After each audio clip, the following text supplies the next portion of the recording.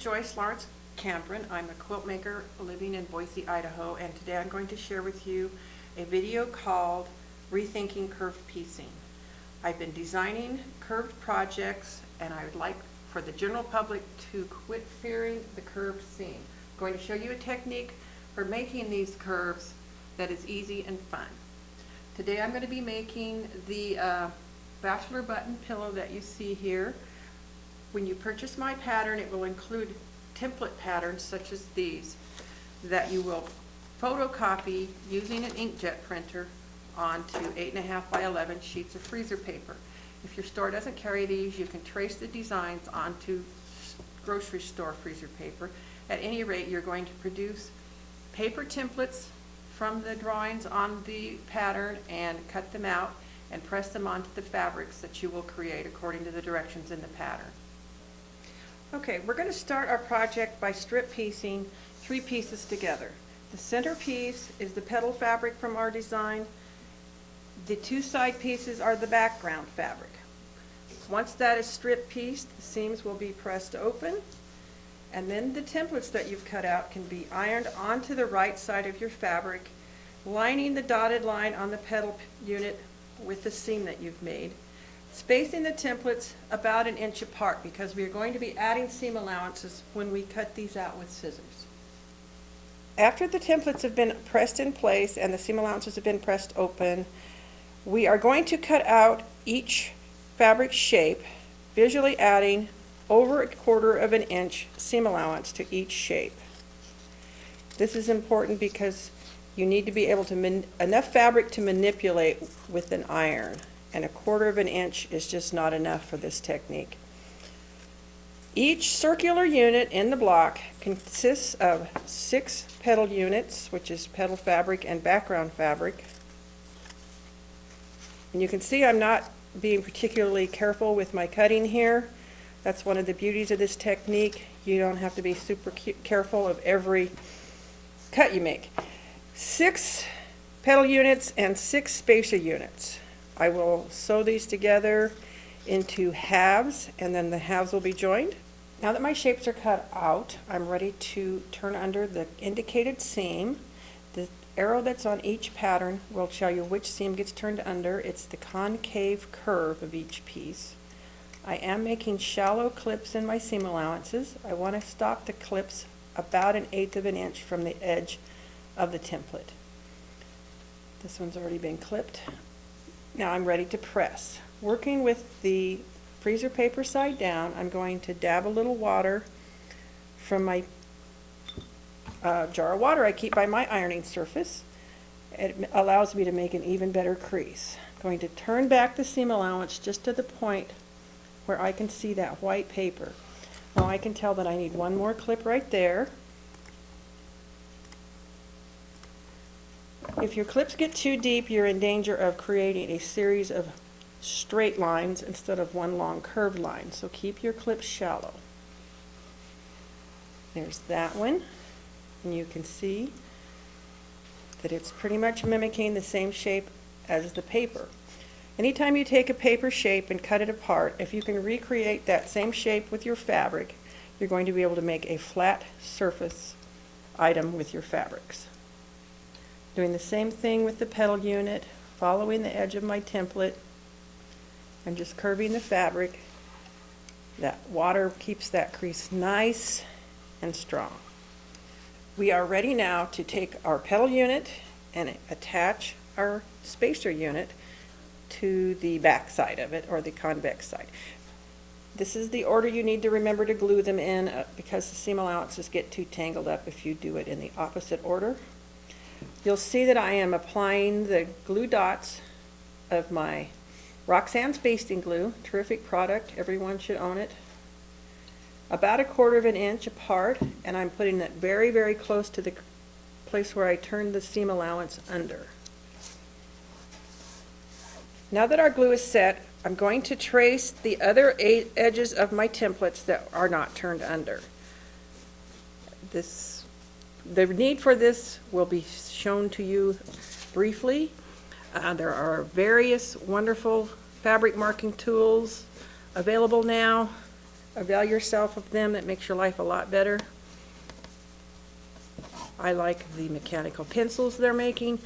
The friction pens that are heat removal do not work well for this process. I'm sorry, I know everyone loves them, but they don't work for this curve piecing technique.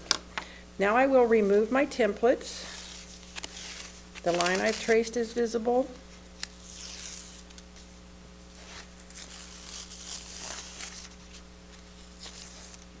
And I'll show you where we're going to stitch when we get the sewing machine set up. We're going to stitch right on that crease that we've created, and we will have a perfect seam right here. Okay, I have installed my open-toed presser foot from my Bernina, and I am stitching exactly on the crease that I made when I turned under the seam allowance. I just pull the bulk of the fabric to the side. I'm always stitching with the turned under piece of fabric on top.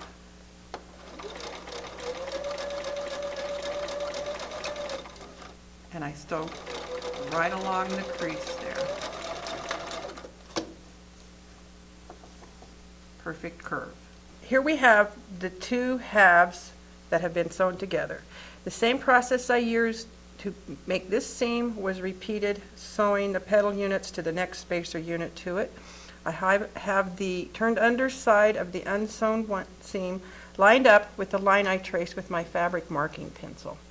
I'm going to make sure that this lays flat before I apply any more glue, but I'm going to glue and stitch these two seams, and I will be ready to add my center motif. Okay, I'm getting ready to build my center applique. I've got a piece of scrap paper here, so I'm going to apply good old Elmer's glue stick, my favorite glue stick. My technique is to apply the template is pressed once again on the right side of my fabric. I've cut it out with a less than 1/4 inch seam allowance this time. I'm applying the Elmer's glue stick to half of the circle.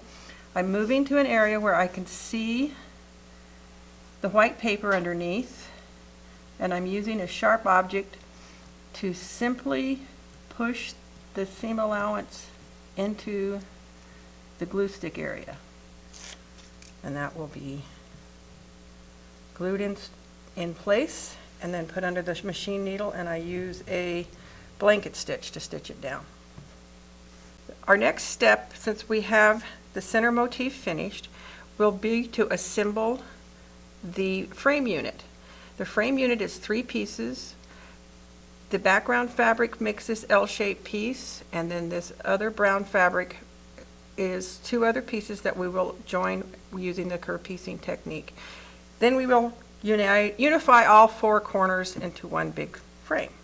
Our frame consists of the L-shaped piece, this piece of the dark brown, and this piece of the dark brown. We're going to turn under the seam allowances here, here, and here. Apply glue and stitch. With my template still in place, I'm going to trim these seam allowances that are at the 4 points in the block, north, south, east, and west, to an exact 1/4 inch. That way I can use my 1/4 inch foot, line them up exactly, and have them come out true to form. I have all 4 corners of my frame pieced. I have stitched the seams at the top and the bottom, and now I'm going to show you how to match your seams to get this aligned properly so your curve remains smooth when it makes its S curve. I'm going to, we know we cut this at a perfect 1/4 inch, so when I fold back my seam allowance at a 1/4 inch, I want that intersection to be perfect. I'm going to put a pin there. The other thing that's important about stitching the frame is to open this seam allowance that we turned under and make sure that when we stitch it, we stitch through all the layers. I'm going to show you what happens when I press open this 4th and final seam. I'm going to hit it with a little bit of Mary Ellen's Best Press. I don't use it very often, but for this is a really delicate spot here, and I want to make sure the seams, the creases that I've made are very firmly and reinforced. In order to determine where those 4 north, south, east, and west seams are going to hit my circle, I'm going to have to make some creases. And so I'm folding and creasing. Turn it sideways, match the first 2 creases and the marks we made with our fabric marker, and make more creases. Now I can line the seams in my frame up with the creases in my circle. I've got the 4 pins in. At this point, I can turn back the whole corner until I have my seam exposed. Start applying the dots of glue, flip it back over, line it up on the piece underneath, and I will continue gluing all the way around. On larger things, I leave a couple pins in when I'm transporting to my sewing machine just to keep any pressure off the glue. It's good glue, but it isn't infallible. And when I'm done gluing at the sewing machine, I will open this up and I will stitch on the crease that you can see right there.